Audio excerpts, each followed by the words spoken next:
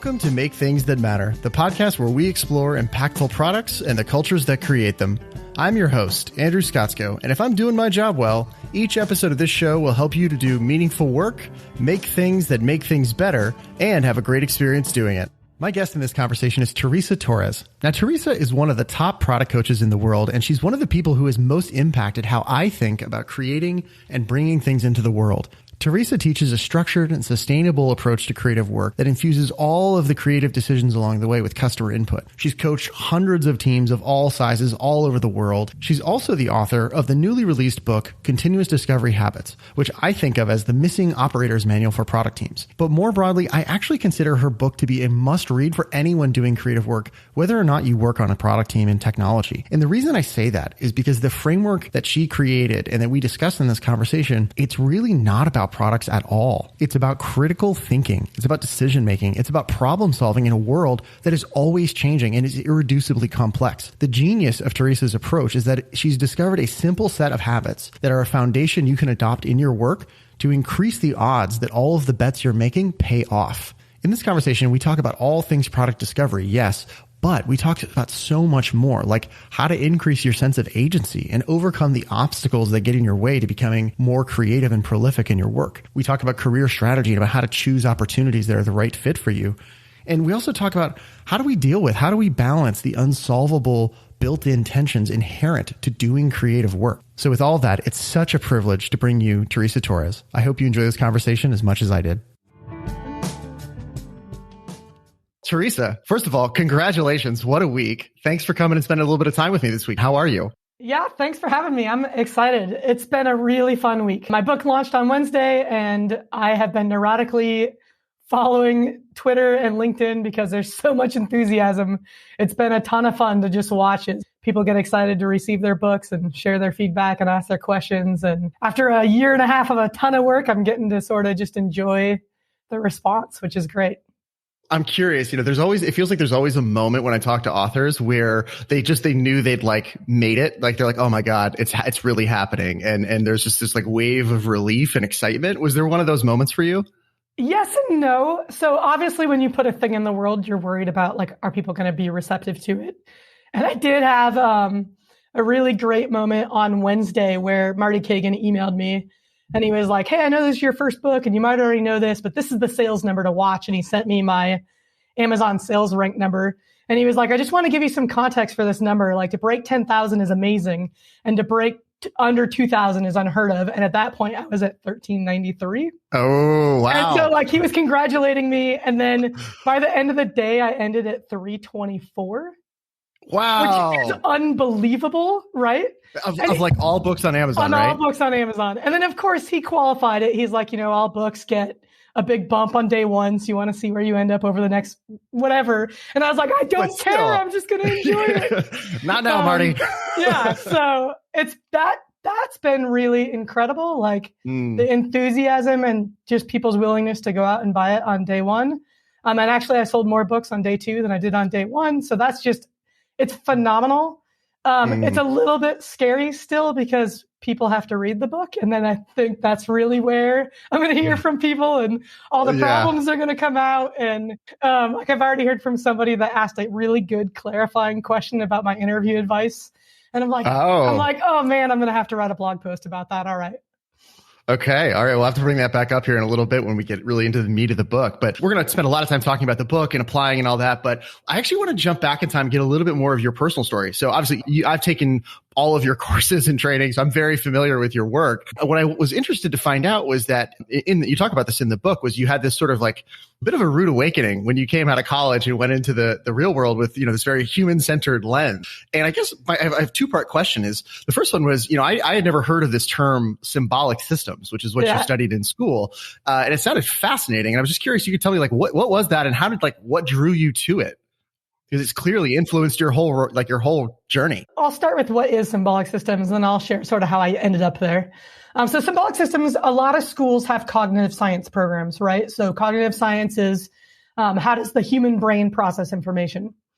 And it's cognitive science in and of itself is an interdisciplinary program because it looks at how does the brain process information from a cognitive psychology standpoint, but also from a neurobiology standpoint.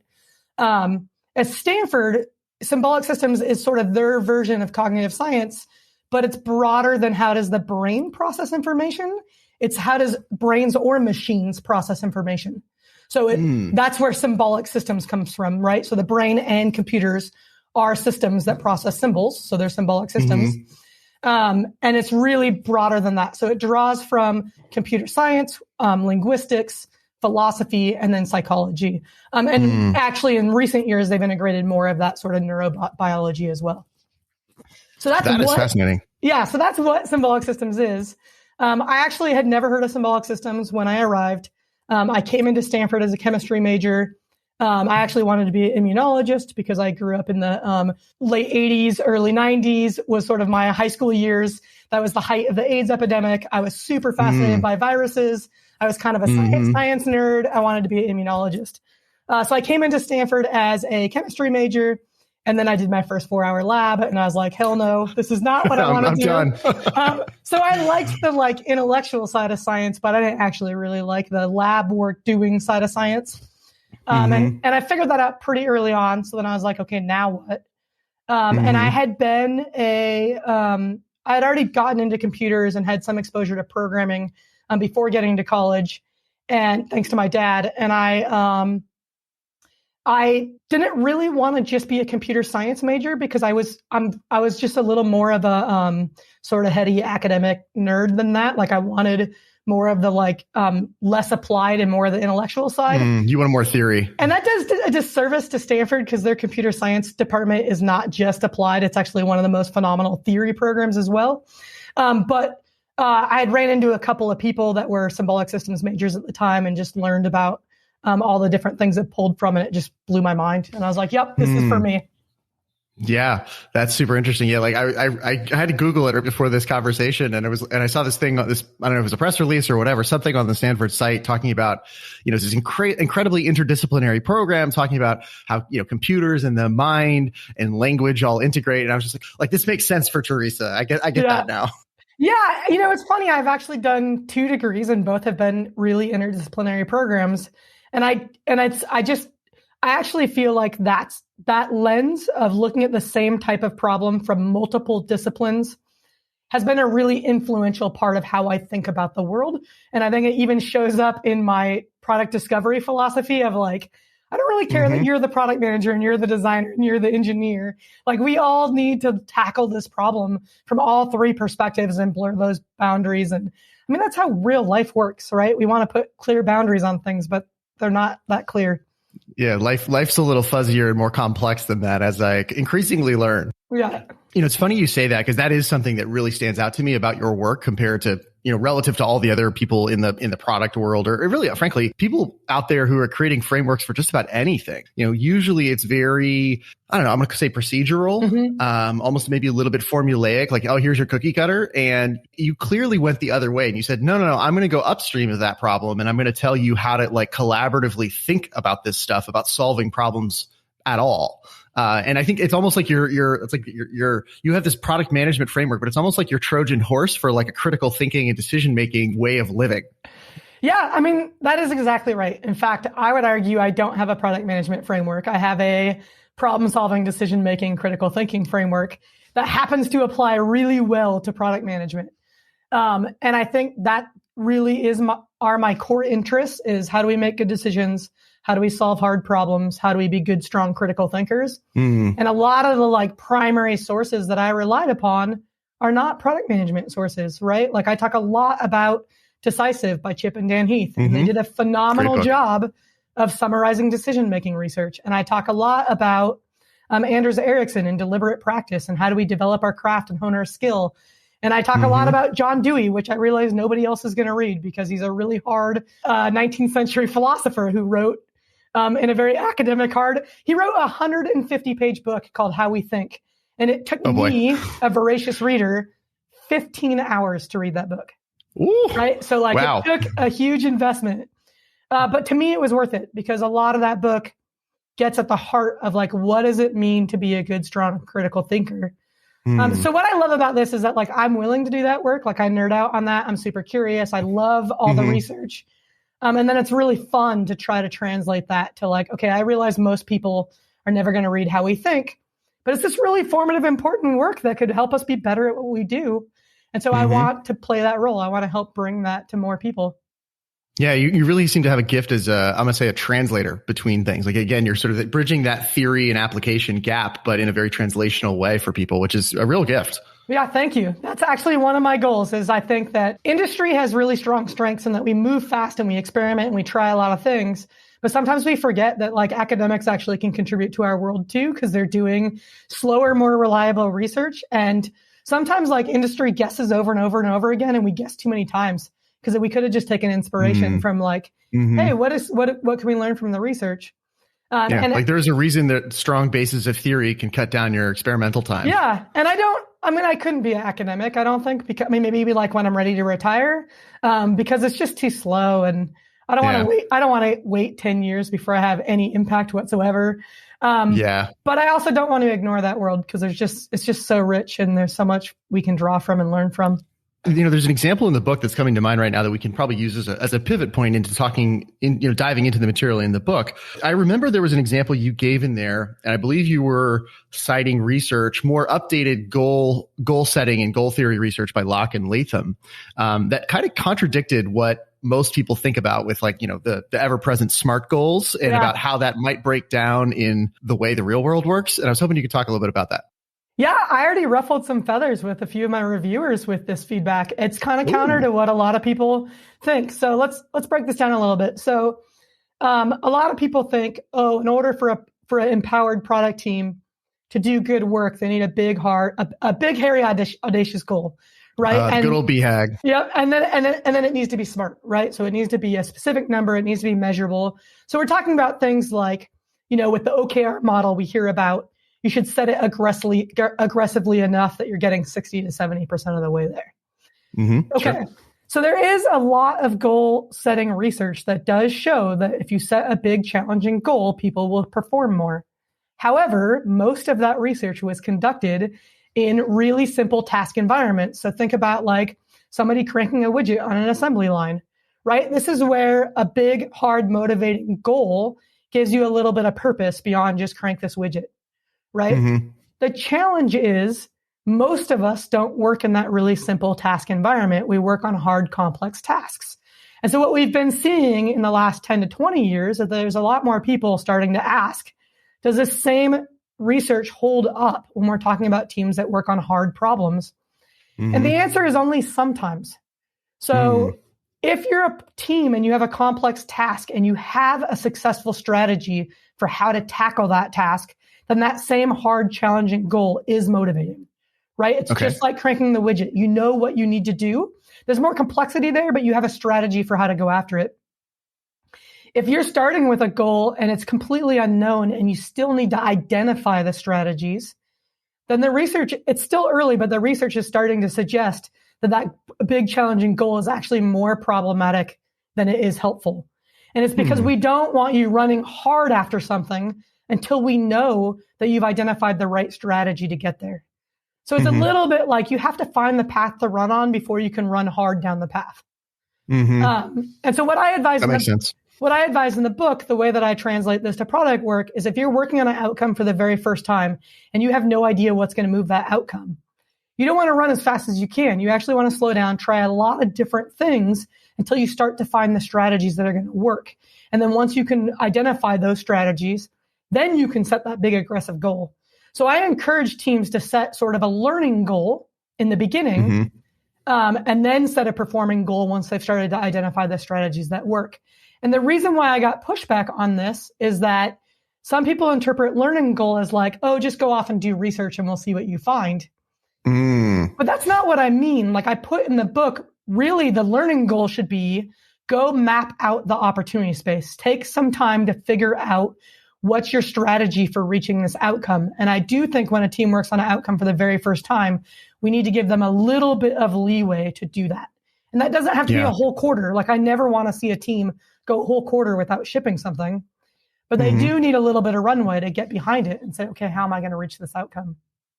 So this is perfect. And I'm really loving the foundation you're laying down here, but let's push pause for a second and like back up one step and just lay down sort of a quick conceptual foundation around discovery, continuous discovery, just in case the listener hasn't encountered those ideas before. So I know you have a particular definition you like. So in your words, what is product discovery, and especially what is continuous product discovery?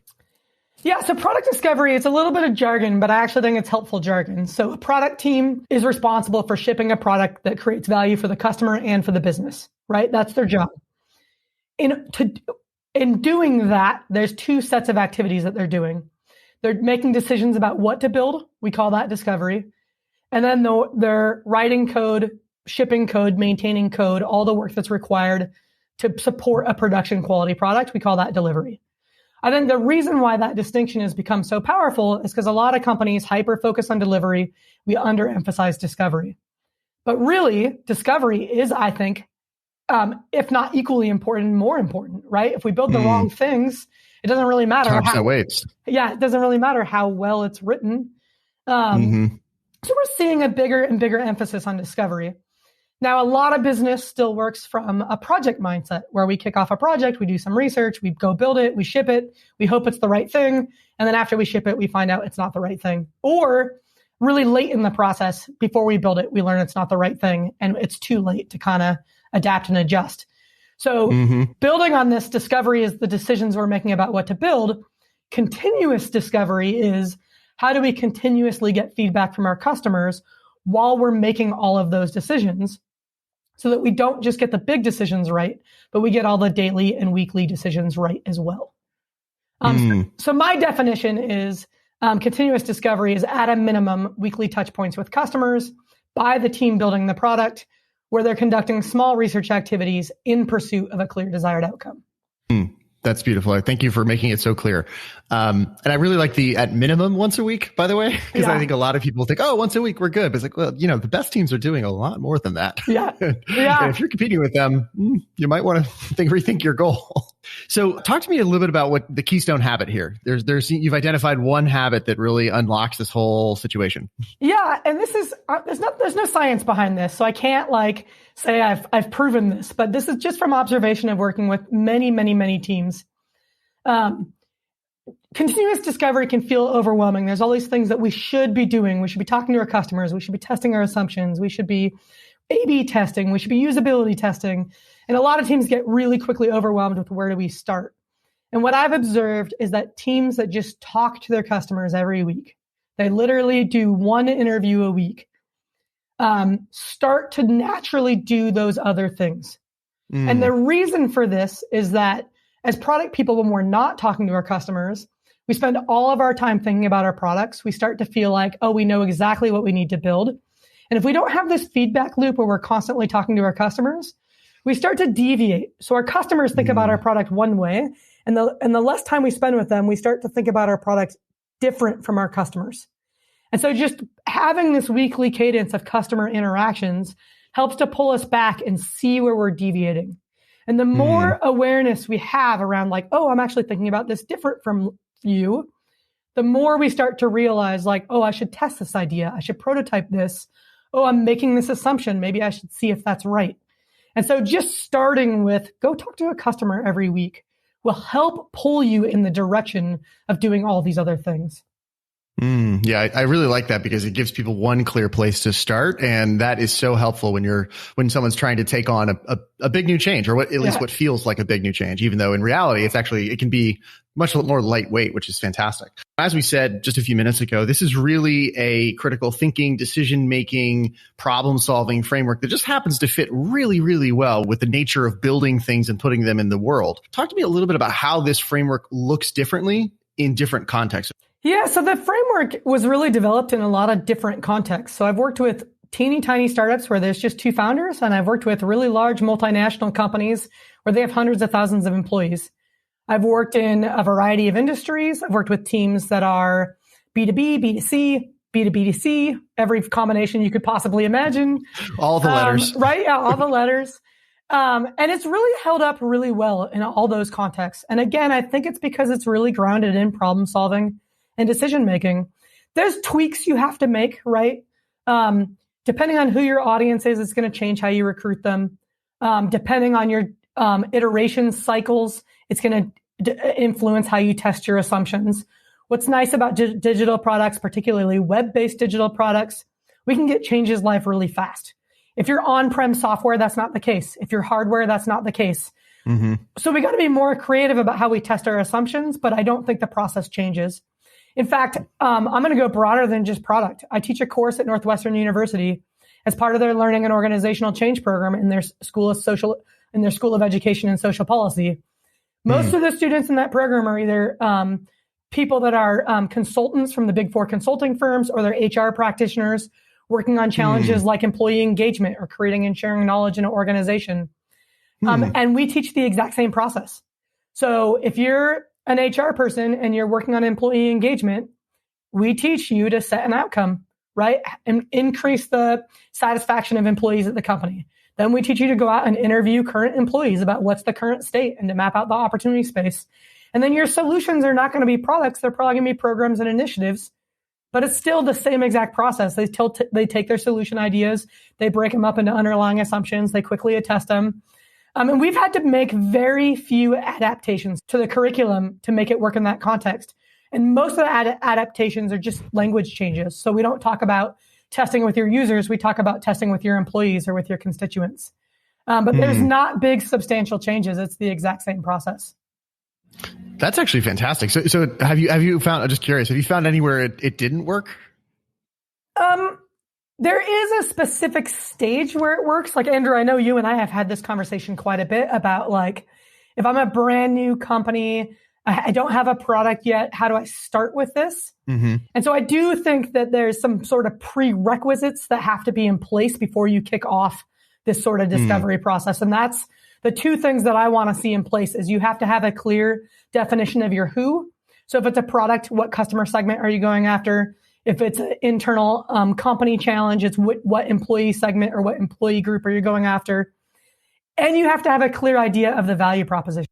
And they can be a theory, right? You can still be testing them, but without at least those two things in place, it's a little bit hard to even set an outcome, right? And so this process kicks off with, we need to set an outcome. What does success look like? Yeah, that makes perfect sense. And I know you and I have had that conversation a couple times offline, which I really appreciate, by the way. But yeah, I've sort of seen a similar thing. The way I've been thinking about it lately, I was working with a team just the other week on this, and we kind of hit the point you're talking about, and we realized that, like, and after our conversation, we realized, like, this is actually, because it was a brand new product, this is existing kind of on three levels. Like, we're kind of working across three levels of abstraction simultaneously. You know, the sort of most concrete level is the opportunity solution tree and most of the stuff that's in the framework and in the book. Then that level above it, which is what I was missing that you told me about, was the experiential level of the customer and really seeing how are we, day in the life from A to B, how are we trying to change it? But then really what was missing was that top level at the business level of, like, well, all right, wait, hold on. I don't think we actually know who we're serving and how, like, what are we basically trying to do for them that they really care about? Yep. So that's actually, I find to be a very useful reframe. So thank you for that. One question, because I've gotten that question from a bunch of folks. It's come up many times in my conversations. When you're dealing with a team that's at that much earlier stage, right, where they are fuzzy on, like, the who and the what, at the value prop level, is there a different set of tools you recommend that they engage with to really kind of nail that down? Yeah, so it depends on where they're coming from. So some founders are really customer segment focused, right? They come in and they say, hey, my audience is this, and I see this problem, and I really want to solve that problem. If they've already validated that problem exists and they know who their who is, they can jump right into this process in the book. That's a great starting point. A lot of founders don't start there. They start with, I have this cool solution idea. There's this cool technology I want to get out in the world.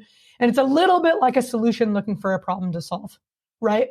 And that's where I actually think they need to do the work to at least have a theory of who's that customer segment, who's that value proposition, what's the value proposition for them. And that's where I think Alex Osterwalder's business model canvas is incredibly helpful. And especially if you pair it with David Bland's testing business ideas. Because what David does is he layers on this same mindset of testing assumptions, but he does it at the business model level. And I think that you have to have, again, two of the big boxes on that business model canvas are the value proposition and the customer segment. And I think in order to kick off this sort of product discovery process, those two pieces at least need to be in place. Awesome. Yeah. Thanks for that suggestion. I'll throw one more out there that I've seen be helpful is the work of a guy named Ash Maurya, who runs a site called Lean Stack. And he created the Lean Canvas, which is sort of the alternate version of the business model canvas from Osterwalder. And he has an approach that I really like for this early stage of basically doing a lot of work to figure out kind of who is the customer, like customer problem fit, problem solution fit, and then trying to really validate the value prop through like offer testing, which is one of the many tactics that is in the Testing Business Ideas book, which actually happens to be on my desk right now. Nice. So yeah, thank you for pointing that out. So let's dive back more into, the context where this does apply. Like when someone's already working with this, they've got that figured out in the background and things are nicely framed up. So, we talked about this baseline of continuous discoveries, like, minimum once a week. So that's a good starting point to go for. But I'm really curious, like what does kick-ass look like? Right? Like what does just like the most badass team look like when they're doing this? Yeah. So I'll share a couple personal stories of me working this way. So I meet a lot of teams that say they don't have time to talk to customers. And frankly, I think it's bullshit.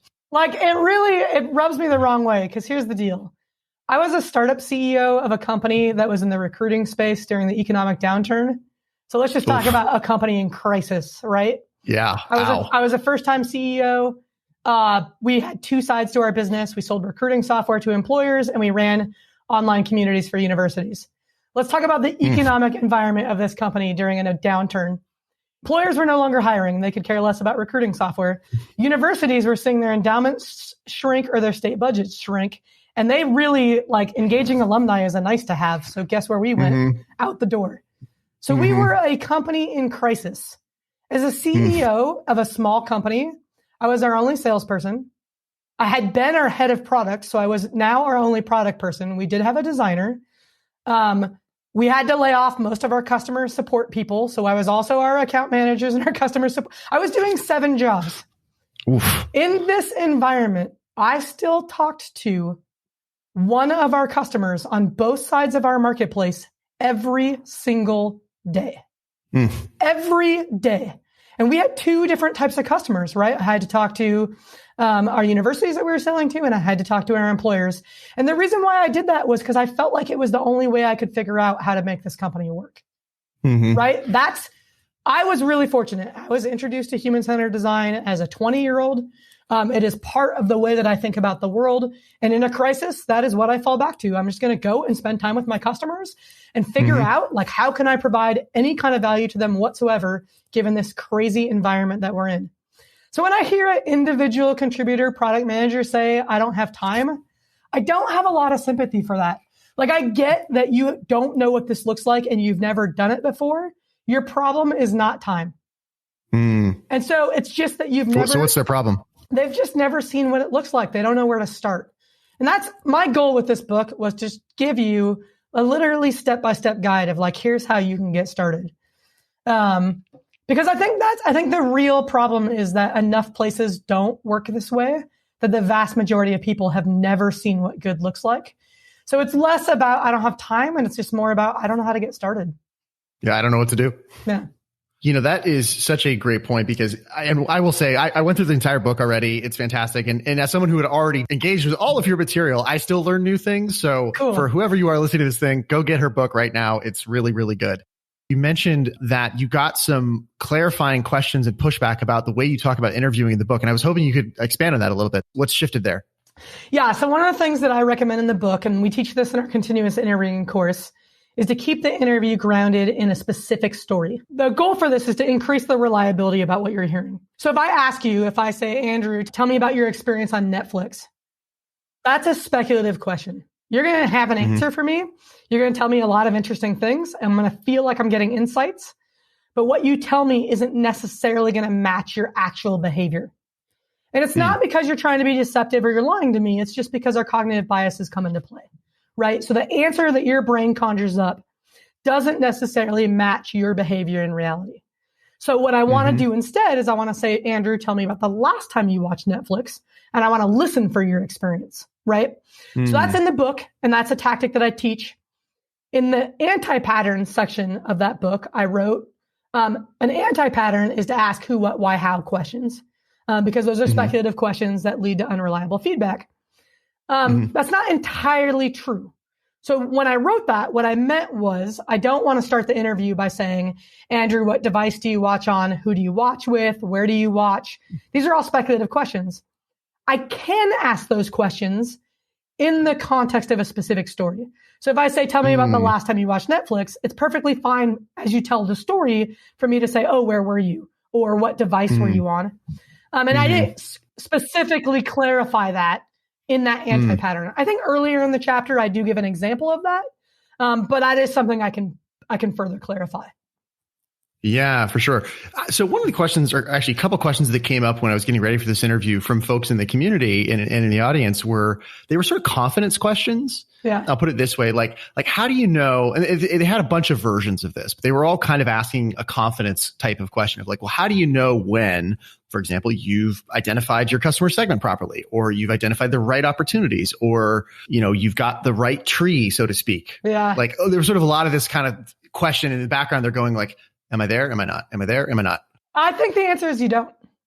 You never know, right? And I actually think that doubt is really important. So one of the things I talk in the book about is balancing confidence in what you know with balancing doubt in what you know. And this balance, this equation of balancing confidence plus doubt comes from Carl Weck. He's an educational psychologist at the University of Michigan.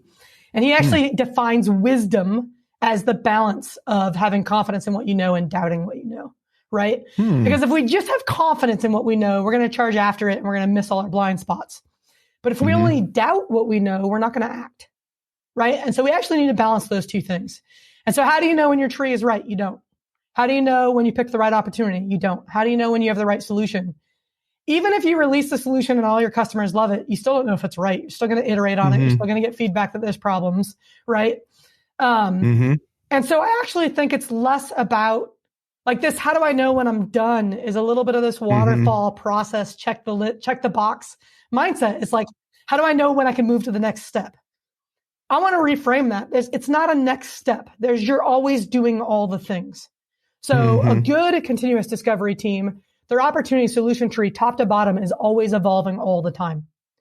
So you're never done mapping the opportunity space. You're never done testing assumptions. You're never done exploring solutions. You have to ship something, right? So along the way, you're constantly making judgment calls about, this is the best decision I can make based on what I know today. So I'm sending it to delivery, right? Yeah. And so on the discovery side, I feel like there's always a lot of doubt, and there's always a lot of evolution, and there's always a lot of change.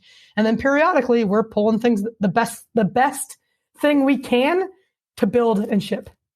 Yeah, one of the things you talked about in the book that I really liked that I had missed before was this idea that basically everybody has a different appetite for risk, right? And not just every individual, but every team and every company. And so it's this idea, what I took away from it anyway, and please correct me if I'm misunderstanding, was this idea of like, look, you're trying to de-risk it enough for you and your context. And it reminds me of talking with Tom Chi, who was the sort of co-founder of Google X and one of the inventors of Google Glass. And I remember hearing a story he told about he was meeting with Larry and Sergey about Google Glass. And at this point in time, the team that was working on it at X, the team had already really done great discovery work around Google Glass in like a kind of a industrial context, or like a, think about like maybe in surgery or people working in warehouses for sort of an augmented reality type thing.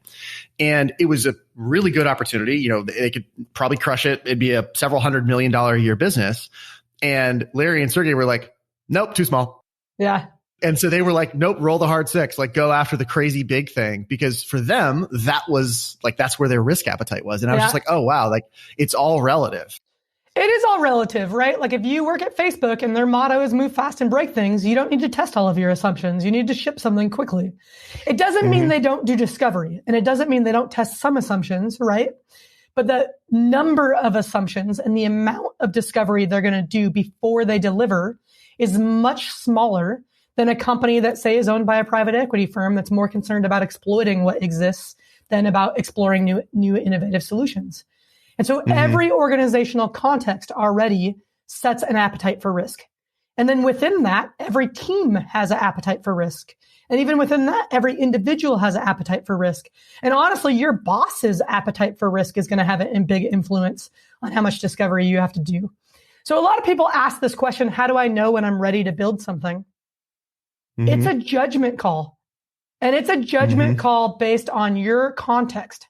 And a lot of people are uncomfortable about that. They think about it as like, oh, if I do my discovery right, I'll prove this is the right thing to build. That's not true. Everything you put in your delivery backlog is a bet.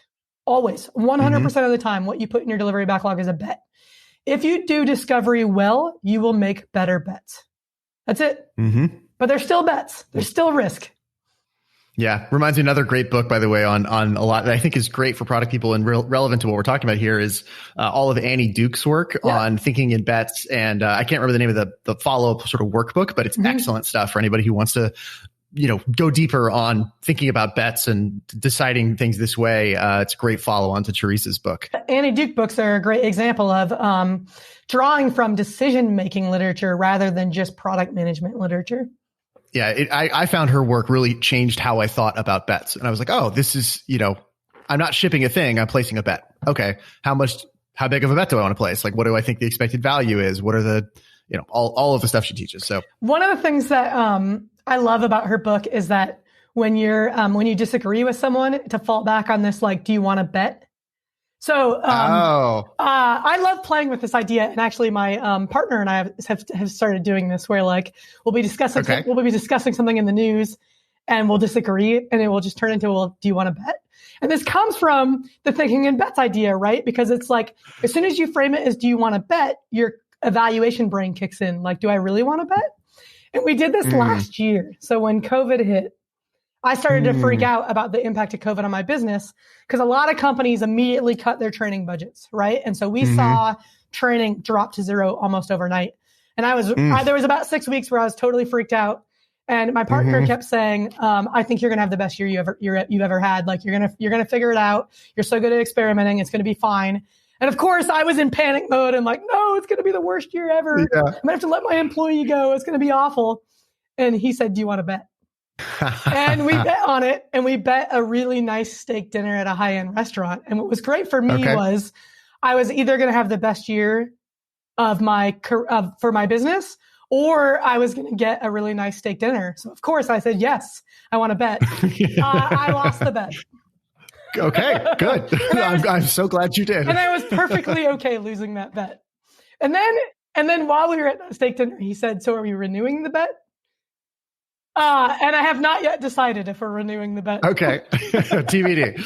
So one of the things that I really like about the way you approach things is that you're not just, you're walking the talk, right? You're actually doing the things that you're practicing what you preach, so to speak. And you apply this to your own business. So I'd love, if you're okay talking about it, I'd love to hear how you apply this stuff to your own business, especially in such a difficult moment like that. I mean, wow. Talk about another crisis. You talk, little PTSD from the 10 years ago with the education startup. So I'm curious. Okay. So first of all, here's what I love. My startup experience, it was that being the CEO of that company. I've been at the company for 5 years. I was CEO for 2.5. It was the hardest thing I've ever done. But my takeaway, I learned some really important lessons that makes running my business today really easy, even in a crisis. So one, I learned that even in a crisis, I'm fine. Right? Now, some of that is I'm really fortunate, and I've had a really good tech job for a long time, and financially I can survive some rough months.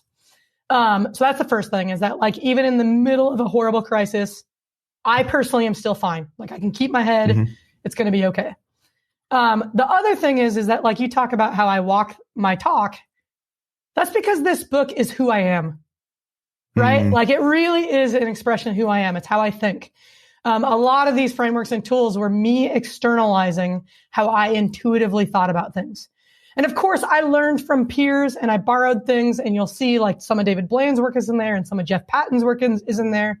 So like, I really, this is the way I think about the world. So how do I use this in my own business, and even in a time of crisis? So at the time that COVID hit, the vast majority of my revenue came from my 12-week coaching program. So my 12-week coaching program is, I work with a product trio. We meet every week for 12 weeks. They have a curriculum that they go through. They do team activities. And then in our coaching sessions, I give them feedback. That's a big ticket item. Your head of product is paying for it. I'm contracting with large companies. That's the revenue, by the way, which was like 80% of my revenue that went to zero almost overnight. And this was a program that I had like a 2-year waiting list for, right? So it had been a high demand, easy thing to sell. This is your cash cow. Low capacity, right? I can't work with that many teams, but it just paid the bills. And then it dropped to zero overnight. However, thankfully, I had already been planting other seeds. So I'd been doing this coaching business for many years.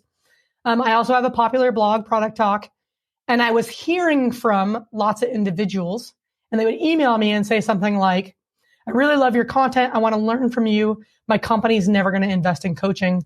What options do you have for me? So before COVID, I had already started experimenting with online courses.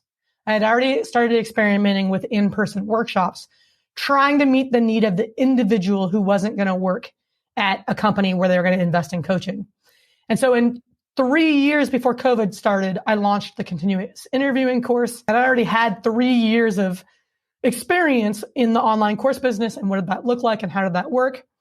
I also, unfortunately, was a year into the public events business, which obviously was decimated by COVID. So it's March, COVID hits, things are shutting down. I'm starting to see that literally everybody I talk to in the sales process is saying we're kicking the can down the road. And I basically just sat down and said, okay, I have an opportunity solution tree for my business. This past January, I shared a little bit of it publicly. At a high level, there's a branch for that head of product that's like, I need to train my team. And then there's that branch for that individual of like, I don't work at that company, but I want to develop my skills. My business had been heavy on that head of product side. That's where most of my revenue was coming from. But I had a lot of demand on the individual side. And so when COVID hit, I just said, okay, what I'm seeing in the marketplace is the head of product is not ready to spend money. I need to focus on the individual. And so what did I do? I just started talking to students in my community and I started looking at what they were asking for. And I went back to literally every email I've ever received from individuals and started looking at the language they were using and what they were asking for and what their needs were. And so I started to build out that branch and to really understand what are the needs of the individual. I also knew that the whole world was changing really fast and I had to run a lot of experiments. And so I did. I launched my early readers program, which was a $20 a month program, teeny tiny spend, right? And then also what was beautiful about that program was it also gave me feedback on my book as I wrote it. So the way that program worked was you paid $20 a month. You got a chapter of the book as I wrote it. And then we did a call every month to get feedback. That was really successful. I sold it for 2 weeks. I had an enrollment window of 2 weeks and I got 60 people. So what question were you trying to answer with that experiment? Would individuals spend $20 out of their own pocket every month? So I had never done a subscription program before, right? And I was trying to test the assumption of, are there too many subscriptions? Will people still pay for this? And then I was also trying to figure out how to have a stronger feedback loop as I wrote the book. And that program I would say was successful. I sold 60 seats in 2 weeks. It brought in a little bit of revenue that turned out to be about $800 to $1,000 a month. It ended up being a loss because I spent more money on that servicing the program than I did. But it was fine. It was a really good assumption test. So I did validate people would spend $20 a month. The vast majority of the people in the program stayed through the whole thing. In fact, are still members today. That actually led to us launching the membership program that we just launched this week that's coupled with the book. Other experiments that we ran, I launched 2 new courses. So we launched opportunity mapping and defining outcomes. One of those courses I created. So opportunity mapping, I created. It's just like continuous interviewing, exact same model. And I was really just testing, would past students buy more courses? Would it bring in new types of people? Can we get this back and forth movement between classes? So like you took multiple courses. That was an open question. Will people take multiple courses? And then I also launched defining outcomes with my partner, Hope. So she designed that course. And I was just testing, can I scale this by inviting other people to design courses? Will the quality stay high? We took our 2-day in-person workshop and turned it into a 6-week masterclass. It's a little bit of a different experiment. So That actually crosses a little bit of the individuals can pay for it. Like it's $1,500. So it fits within sort of that annual professional budget. But we also see some heads of product because they don't have a big training budget anymore. It's small enough that they can kind of still send some of their team. It's also live instruction. So that's a little bit different from our deep dive courses. That experiment has gone phenomenally well. That program sells out. And this year I'll offer it 12 times. Awesome. And wow, so, congrats. Yeah, so that's fantastic. I think I was in the first cohort of that, by the way, because I was supposed to go to your in-person one. I think you bought a Portland ticket, right? So you were like in our first cohort of like, we got to figure out what to do for all these people. Here's what happened. I'll be really honest about this. Like I saw my coaching revenue go almost to zero overnight. I had about $30,000 in event ticket money that frankly, I didn't want to refund. Yeah. Right. Cause I'm already terrified that like, I don't have any revenue anymore. And I don't want to give the money back. I got to give $30,000 back. So I was like, how do I get these people to like still be excited about an online class when they bought an in-person event? I think 4 people total asked for a refund and everybody else came to the virtual event. So it turned out fine. We didn't end up eating any, we had a whole bunch of cash outlay on event venues and catering. And thankfully we were able, thanks to force majeure in our contracts, we were able to get all of that money back. So we did not take a bath on our in-person events. In March and April, it looked like we were going to take a bath on those events. And it was a little bit scary.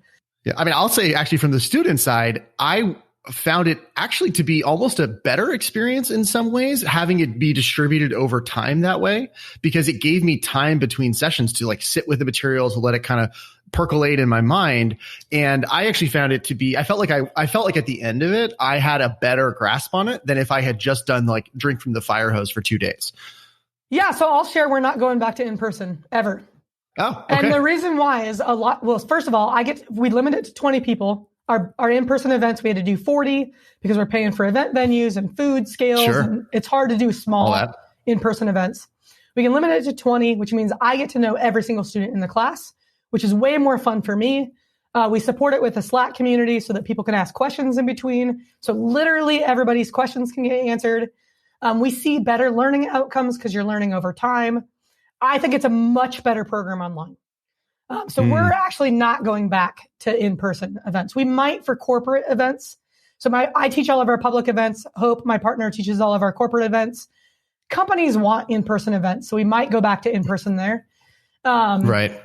But what ended up happening, so we saw all of our coaching revenue drop to almost zero. So I had a really small summer coaching term. It all roared back in the fall. So like we were overbooked in the fall. We saw our course business triple over the course of the year because all these companies wanted training for their teams, but they couldn't do it in person. We introduced our master classes, which is a bigger ticket item that just sold out and it continues to sell like gangbusters. And then we have this monthly subscription program that we're actually carrying forward with the book that also is doing well. So instead of like being in this crisis where everything was falling apart, we actually ended up with way more diversified revenue and a lot of really strong programs and things that meet a lot of different people's needs. And so awesome. So this year, I'm actually not coaching anymore. Hope is actually taking over all of the coaching, and I am focusing on developing our courses and building out our membership program. And so we're sort of spreading ourselves. She's working the I'm a head of product branch of the tree, and I'm working the I'm an individual branch of the tree. That's really great. And what a nice way to scale the business and start to have, even more time to invest into making it better. And I will say, as someone who's gone through all of the things you just described from the student side, utterly, completely worth it. And so glad I did it. So if anyone's looking for a testimonial, I fully endorse it. And it's really, really, really good. Awesome. It totally changed the way I see the world and approach everything I do. So 100% I'm on board and big fan. I know this is not your favorite question, but I think we got to cover it because some people in the audience will send me hate mail if I don't. We got to talk for a minute about but my company doesn't work that way, Teresa. Yep. We got to talk about that for a second. There's obviously a million versions of that you get, whether it's, we're a sales led company and we just bow down to whatever sales wants, or my boss would never let me or whatever. How do you respond to these sorts of things? Yeah. So I have a chapter in the book all about this. So in the book, every chapter starts with a couple of quotes. And there is a chapter at the end of the book where the opening quote is, but my company will never work this way. And it's attributed to you, the reader. And it is because this is the number one question that I get. And this one I completely understand, right? So it's easy to read about or hear about this like idealized way of doing product work. And if you've never seen it in action, it feels like a Cinderella story, like it's a fairy tale. Does this really exist? And here's what I've come around to. I get that the vast majority of people aren't in a situation where they get to work this way. But here's what I do know. Regardless of your organizational context, if you develop an outcome mindset, if you engage with customers, if you get an understanding of the opportunity space, even if you are being told, build these features on this fixed roadmap, you will build better versions of those features. Because what this process does is it just helps you connect with your customer and understand their context and understand their world and understand the impact on business value through that outcome, right? So if your company doesn't work this way and it's not going to work at your company, you individually still have control over how you work in your company, and adopting a lot of these mindsets and adopting a lot of these methods and tools will still help you build better versions of whatever you're being told to build. So there is a whole chapter that's just, how do I get started? Like, what's the first thing that I do? Especially if you're in a context where it just doesn't work this way. Yeah. Yeah. One of the things that I love that you talked about in that chapter was this sense of agency and how that is really, really core here. When you're coaching people, thinking back to all the teams you've coached in those much more intimate settings, what do you see that gets in people's way there, and how do you help them develop a better sense of agency?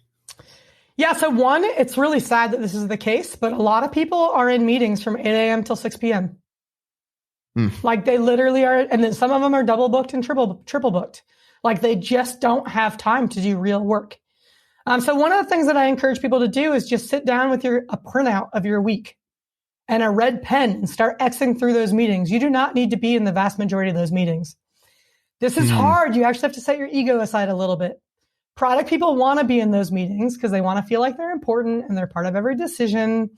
But our voice matters. Yeah. Do you really need to be in those bug prioritization decisions with your engineers? Do you really need to be in all those Scrum rituals? Do you really need to be in all those stakeholder management meetings? Some of them, yes, right? That's a big part of your job, but not all of them. And especially, we have a lot of these recurring weekly meetings that frankly could happen over email or they could happen over Slack.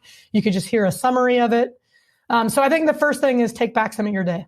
Get rid of and be ruthless about it. Get rid of those meetings that you don't need to be in.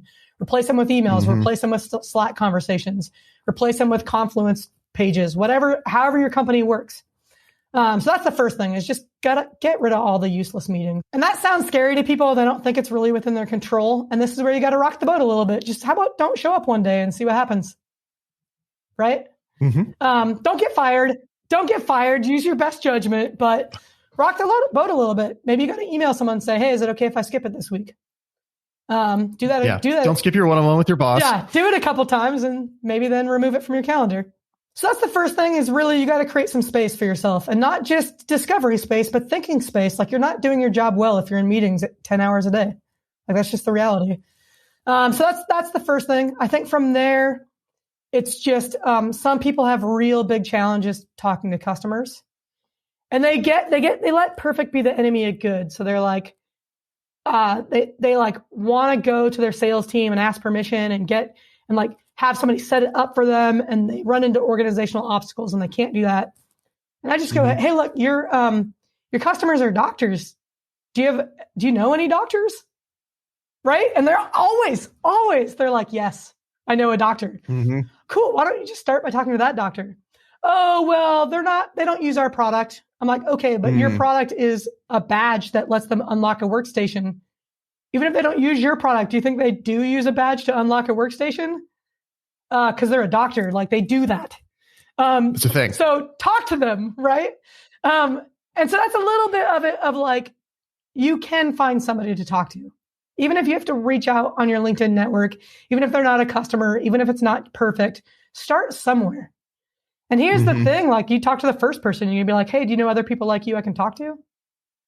And now you can find a second person to talk to. And eventually with time, you can start to share with the people in your organization that you're getting resistance from, like, hey, I talked to this doctor, here's what I learned. And they can start to see the value of it. And a lot of that resistance is just fear of the unknown. So the more that you can help them see, like, here's what I'm planning to do, that resistance goes away. So that's the other thing is, and that chapter is really full of just teeny tiny places you can start. Yeah. And the one thing I'll say, is I love that you called this out in that chapter, and I'm just going to underscore it from having done this thing and it didn't go well, is, you talk about don't fight the holy war. Don't fight the ideological war. Yeah. I'm just going to reinforce that one. I've tried it and it's painful. It does not go well. Yeah. This comes from personal experience. I was a little bit like a bull in a china shop when it came to the ideological war at a lot of startups. And I really naively believed this was how business worked. And I just didn't understand how other people didn't think this way. And damn it, let's do it right. I was like, I know what this is supposed to look like. Get out of the way. And it never once worked. So after striking out time and time again at many different organizations and learned really slowly and then saw other teams make the same mistakes, honestly, that's probably when I came around, was when I saw other people make the same mistakes, that I was like, okay, this didn't just work for me. It doesn't work for anybody. This is not the way to convince anybody. And actually, I really think the best way to convince people of anything is to show that it works. So just start changing your own behavior, have some success. Suddenly, people are going to be knocking on your door saying, how in the world did you do this? For sure. Here's a bit of a question that I've gotten from people, and I'm never quite sure how to answer. So I'm curious if you have a take on it. Undoubtedly, I am sure you have had many a private conversation with somebody on a product trio, especially a PM, where they're really frustrated about this stuff, right? The company, and they're trying their best, and maybe they really are doing, they're doing exactly what you just said. They're like doing it first, leading it, doing it in their own work, and then hopefully others will come along. But when do you advise people that, maybe you should just find another place to work? Do you ever get to that point, or is there always a no, you can do it better here kind of thing? No, I actually advise people that often. Obviously not for somebody I'm coaching where their boss is paying me to coach them. There's a little bit of an ethical conflict there. But here's the reality, like the best as an employee, one of the most important decisions you make is where to work. And I do think, like, I've been in situations where, like, I opened the book with a story about a company that I worked at where I loved working there. I absolutely loved our head of engineering, who was a peer, who was one of the best partners I've ever had in business. I loved our product and engineering team. I loved the problem space that we were in. I literally loved coming to work every day, and I chose to leave that job. And I chose to leave that job because I really had some really strong ideological differences with our CEO. And I knew that I had sort of hit the ceiling of what kind of impact I could have at that company. And even though I literally loved coming to work every day, like, I'm really driven by impact. Like, I want to work on things that matter. Very apropos for this podcast, right? Funny you're on this podcast, Teresa. And it was just really hard for me to swallow, right? I just couldn't accept the fact that I wasn't going to be able to do the type of work that I wanted to do. And ultimately, I had to decide to leave my job. Now, here's where it's hard to advise other people on this. I was in a financial situation where it was safe for me to leave that job. I knew that there were other jobs out there for me. I didn't want them. That's when I chose to decide to become a consultant. But leaving a job is a really hard decision because there's financial implications. In the US, there's health insurance implications. There's family dynamic implications, right? That's a big decision. So I would say for the people that have that flexibility, choosing where to work is one of the most important decisions in terms of how you get to work.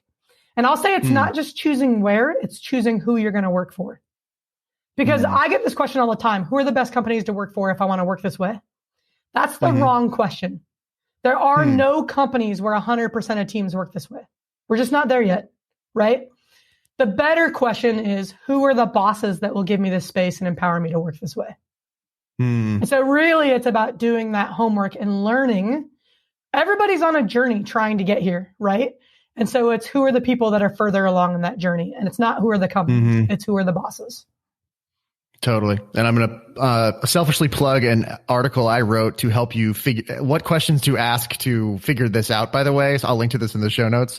That was very much inspired by a lot of conversations with Teresa. So hopefully I've helped you figure out how to figure this out. So I'm really glad you said that, because you're right. Career strategy has come up a lot in recent conversations on the podcast. with different guests, and then also, community members reaching out to me. What is there anything else you really advise people to look for when they're choosing where to work next? In addition to a boss that's going to give them the space and set them up to work this way, what else do you suggest people really focus on? Like for example, one of the things people often ask about is like, well, I need to be so passionate about like the company mission. Do you think that's the case, or like where does that stack up with all the other factors? I think it matters, but not as much as people think. So I would look at a few things. I think primarily I would focus on who's going to be my boss. I think your boss relationship has the biggest impact on your work environment. Second to that, I would focus on my trio relationships. Who are my peers that I'm going to have to collaborate with on a regular basis? I think that combination probably has the biggest impact on your day-to-day life. Now, if we're getting into what kind of product am I building, where I think it really matters is, does the product align with your values? So if you're working on a product that you have ethical concerns about, that will definitely trump those first two things. But assuming that the product broadly aligns with your values or isn't orthogonal to your values, then I think it's actually really easy to get excited about any product as long as it's truly serving a customer. Right?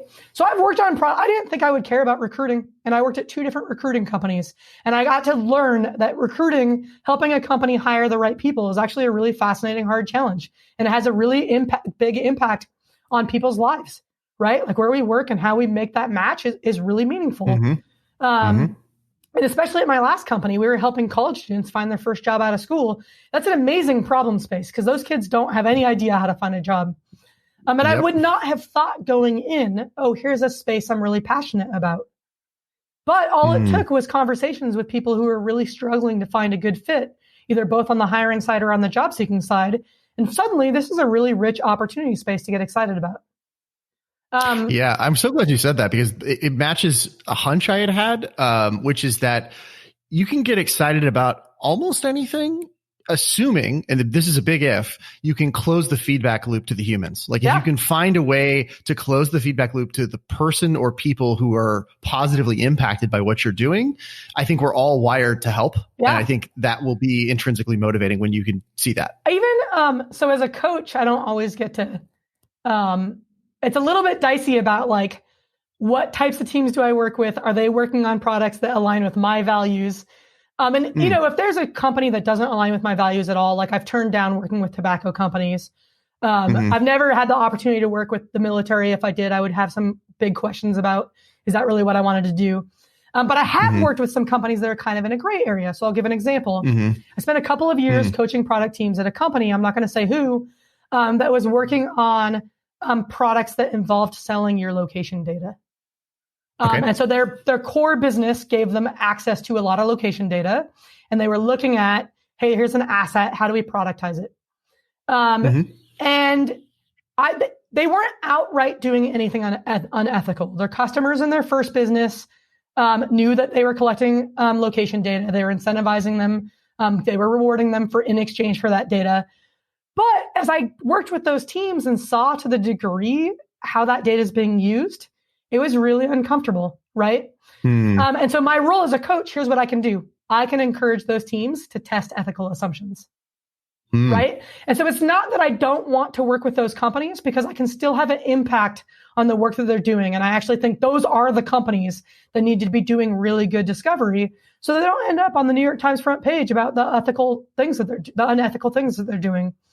And so if you're a product manager at one of those companies and you share those ethical concerns, do you leave the company or do you try to positively influence the company? And there's a really fine line. We saw this in the Trump White House. We heard a lot of people say, I feel like I need to be a grown-up in the room.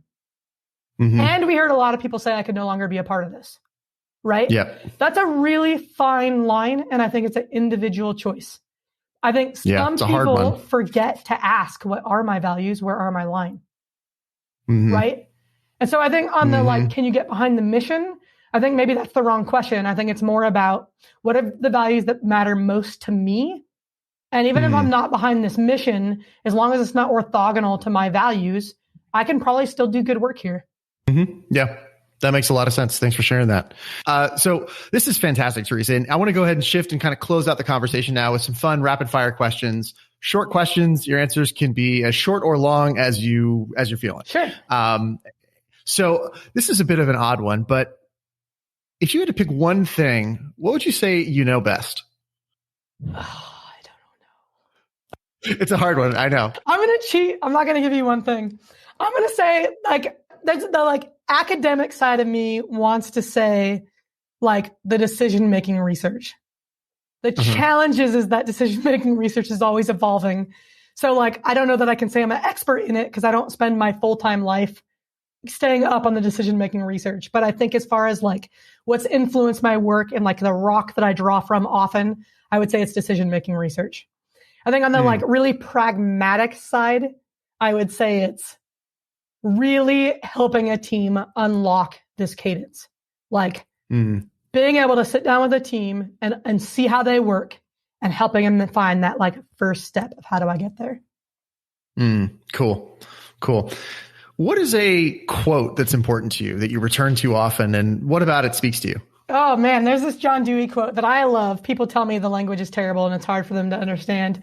Okay. And I don't know if I can remember it off the top of my head, but it's basically, it's to maintain a state of doubt, to conduct systematic and protracted inquiry. These are the essentials of good critical thinking. And that gives you a sense of Dewey's language, he's a little bit esoteric. But here's the essence of the quote. Is that it's our brains want to convince us we know something, right? And the essence of critical thinking is to maintain that state of doubt, to keep searching, right? And he uses systematic and protracted, which are two terms. Systematic is so important to me. I teach a structured approach, right? That's really important. And then protracted, when I read the book, I didn't know what that word meant. And I Googled it, and it means for longer than you feel comfortable. And I just love that, right? Search for longer than you feel comfortable. And so I feel that quote just gets at the heart of it's basically saying, do the work to know what you think and constantly for longer than you feel comfortable. And so I just love that because I feel it's so rare to find that in the world. Just keep doing the work. Yeah. I feel that's good life advice right there. Yeah. That's not just good thinking advice. That's for life, it's really interesting actually as a quote that seems to, people always talk about explore versus exploit. It's this, a trade, a clear, I'm going to put one down and pick up the other. But what I really hear in that is you're always balancing and managing this tension between them. Yep. Which somehow reminds me of, are you familiar at all with, what is it called?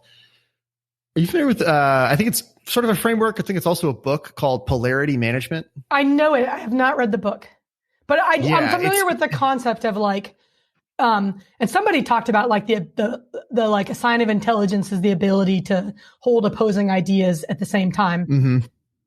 Yeah. And the polarity management framework, I'm not deep on it, but I just want to throw it out there for people as something to explore if this idea is interesting to you.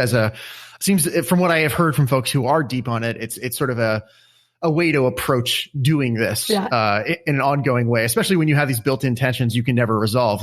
For example, do we, do a product thing for the short term or do we invest for the long term? Yeah. That tension's not going anywhere, right? You can't solve it. You just have to manage it. And this is where the exploitation exploration distinction is really helpful. Every team needs to be balancing both.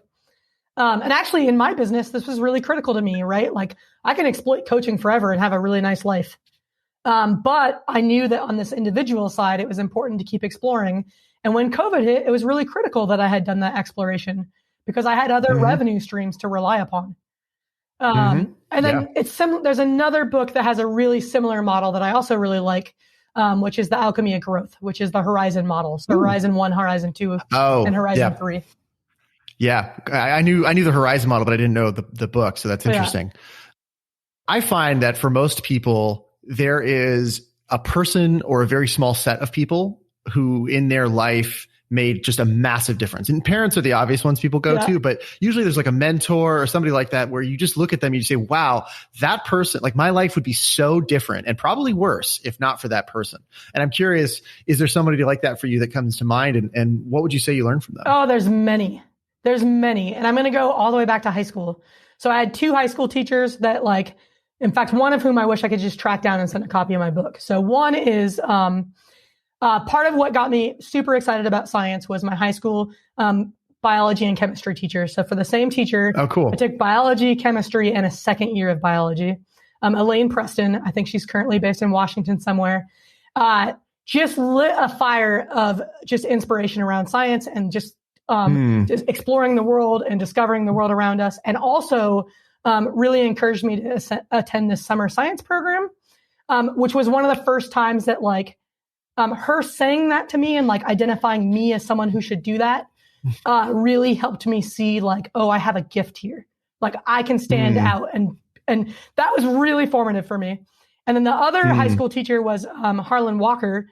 He was my AP English teacher. And what he did, which was brilliant, was he said, you're all going to get an A in this class as long as you complete all the homework assignments. But you're not done with the homework assignment until I tell you you are. And so what he did was he made us write and rewrite and rewrite and rewrite. And he taught us to like, okay, you wrote a thing, now remove 100 words, right? And just like tighten up your writing.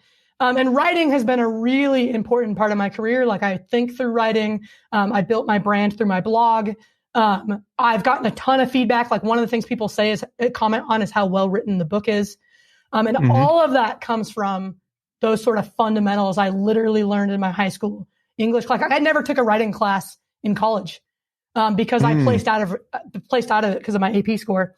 I did take philosophy classes in college, and I would actually say my philosophy professor, Ken Taylor, who sadly recently passed away young, he had a huge influence on my critical thinking skills because to write a philosophy paper, especially in the analytical philosophy, like the sort of mind-brain area philosophy, you really have to have clarity of thought.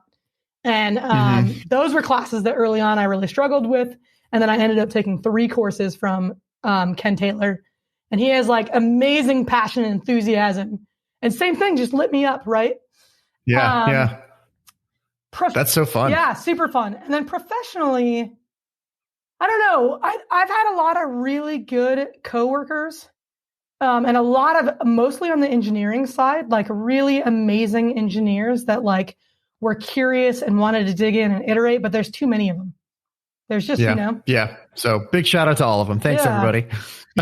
That's terrific. So in this next phase, you got the book out now. You're kind of shifting into a new gear with the business. What does success look like for you personally in this next phase? Like, what do you want to be experiencing and how do you want things to go in this next phase for you? Yeah, this is a good question. So at the beginning of the year, I announced that I've run this process myself. The outcome that I'm focused on is how can I increase the number of product trios that are adopting a continuous cadence to their discovery. So that's sort of my North Star. I don't really have a way of measuring it. So it's kind of a weird North Star. I have proxy ways of measuring it, right? Like I can increase the number of students people that buy the book, people that take my courses. But of course, there's ways to do this without me. So I don't know how to measure that. So some of it is just impact, is like, how do I keep scaling the impact I can have? But I always counterbalance this. So I always have a counterbalance outcome for me, which is quality of life. So I spent 20 years in the San Francisco Bay Area. I worked like a dog. I let work be all everything. And I just know that by the time I was in my early 30s, I was done with that. Like, I just can't do that anymore. And so now, like, I do want to have a big impact, and I want to get this book in as many people's hands, and I want to support people as they try to put it into practice. But I also want to balance that with, I want to go outside every day. I want to ride my mountain bike as often as possible. I want to ski in the winter. I want to hang out with friends. And so that's an equally important thing for me, is to design my business in a way that allows me to have a really balanced life. And I like to share that because a lot of people forget to do that. Yeah. A lot of people don't talk about it. Yeah. So I'm glad you are. Yeah. So in closing out, first of all, Teresa, thank you for all of your work. Thank you for being here. You're one of the most prolific and generous thinkers I've come across. So I really appreciate it on behalf of not only myself and everything you've done for me, but everybody I've encountered who's encountered your work. So first off, thank you. Yeah, thank you. Absolutely. It's really a pleasure to have you here. And just in closing out, what would you like to leave the listener with? I mean, it's going to sound obvious, but I do highly recommend you check out the book. And if you're on the fence about the book, here's what I'm going to say. Go to producttalk.org. There's over 200 articles that are about continuous discovery. I've been writing about this for a long time, so you can get a sense for my writing. You can get a sense for my style. If it resonates with you even a little bit, it's a $10 ebook. It's a $20 paperback. And somebody once told me, you should never worry about how much money you spend on a book. Like it's a person's lifetime of experience being shared with you. Just buy the book. And as an author, like, of course I'm going to say that because I want you to buy my book. But as a voracious reader, hearing that feedback has changed the way I buy books. I used to buy a book when I was ready to read a book. I now have like 500 unread books on my Kindle, and it's great because it's my own bookstore, right? Yeah. So I would say if even a single idea has resonated with you, a $20 investment is not a big deal. Just go buy the book.